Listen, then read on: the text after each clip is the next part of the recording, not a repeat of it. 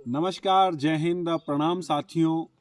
मैं सामाजिक कार्यकर्ता चौधरी परवीन भारती और अभी हम लोग उत्तराखंड के बागेश्वर जनपद के कोशानी शहर के समीप हम लोग अभी मौजूद हैं और जंगलों में एक रिसोर्ट है, वहाँ हम लोग रुके हुए थे। हम और हमारे साथी कृष्णपाल यादव जी, भाई बॉबी मंडार जी, नीरज भाटी जी जंगल में हम लोग घूमने आए हुए थे। तो जंगल में यात्रा के दौरान यहाँ के नेचर को जानने का प्रयास किया और यहाँ का बहुत ही शानदार जो है मौसम है। तो पैदल यात्रा के दौरान हमें अपने पशुओं को चराने के लिए आया कृष्णा से मुलाकात हुई। कृष्णा, कौन सा गांव है आपका? तमलोट। कृष्णा, कितने पढ़ाई किए हो तुम यहाँ? 9। कक्षा 9 पढ़े हैं? हाँ। तो कृष्णा, घर में कौन कौन लोग हैं तुम्हारे? मतलब माता पिता? मम्मी है, पापा है, बहन है, एक मैं हूँ। अच्छा, 2 ही हैं आप लोग? एक भाई एक बहन? 5 जने हैं हम, 5 भाई बहन। अच्छा, 5 भाई बहन हैं। Okay okay. तो तुम बड़े हो छोटे हो? सबसे छोटा। अच्छा, आप सबसे छोटे हैं। बड़े भाई क्या कर रहे हैं अभी? दिल्ली होटल में। दिल्ली होटल में है। और सिस्टर बहन की शादी हो गई? हाँ। दोनों की? एक की। अच्छा, एक की। पिताजी क्या करते हैं आपके? पिताजी बकरी चुगाते हैं। जंगल में, मतलब पशुओं को चराते हैं? हाँ। ओके, ठीक है। तो कृष्णा, तुम्हारा जो गांव है, गांव से आपका विद्यालय मतलब आसपास में है या कहीं दूर है? दूर। कितना किलोमीटर है? 12-15 किलोमीटर दूर। 12-15 किलोमीटर दूर है। हाँ। तो मतलब आप किसी वाहन से आप स्कूल जाया करते थे या कैसे? पैदल। पैदल? तो कितना समय लगता है स्कूल पहुंचने में आपको? 2-3 घंटे लगते हैं। 2-3 घंटे सुबह, 2-3 घंटे शाम? हाँ। तो यानी कि पूरा दिन आपका स्कूल में ही निकल गया, मतलब स्कूल आने जाने में। हाँ। और पढ़ाई में। और हम अगर अस्पताल की बात करें, स्वास्थ्य सेवाओं की बात करें, तो आप लोग यहाँ आपके आसपास सरकारी हॉस्पिटल की क्या स्थिति है? यहाँ तो नहीं है, कौसानी में या गरुड़ में या सुमेरसर में। तो आपके गांव से कितना दूर है कौशानी गरुड़? 8-9 किलोमीटर है।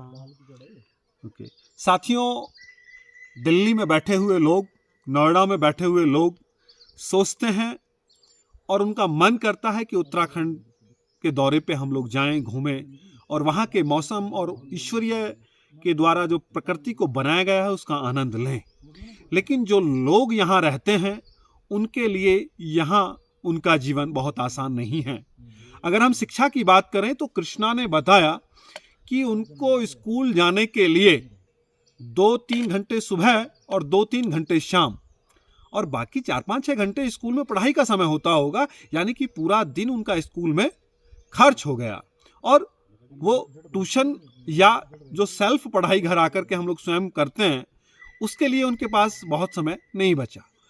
वहीं अस्पतालों की बात करें, अगर किसी व्यक्ति को कोई बीमारी हो जाए, कोई परेशानी हो जाए स्वास्थ्य संबंधी, तो उनको गरुड़ या कौशानी या बड़ा अस्पताल अल्मोड़ा में या हल्द्वानी, यानी कि हम लोग कुमाऊं में हैं और कुमाऊं क्षेत्र में या गढ़वाल क्षेत्र में हम स्कूल और अस्पताल की बात करें तो जो गांव हैं उन गांवों से कोसों दूर स्कूल और अस्पताल हैं।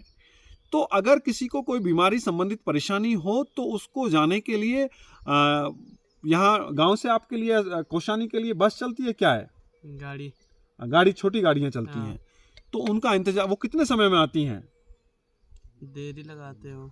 यानी कि अगर किसी को स्वास्थ्य संबंधित परेशानी है तो वो गाड़ी का, यानी कि पब्लिक ट्रांसपोर्ट का इंतजार करेगा।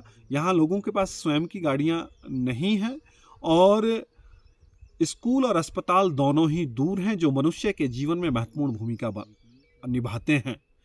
शिक्षा की बात करें तो शिक्षा वह शेरनी का दूध है जिसे पीकर के मनुष्य दहाड़ता है। लेकिन आज पहाड़ के लोग उस शिक्षा के लिए 2 घंटे या 3 घंटे सुबह पैदल चलते हैं और 2-3 घंटे शाम को पैदल चलते हैं।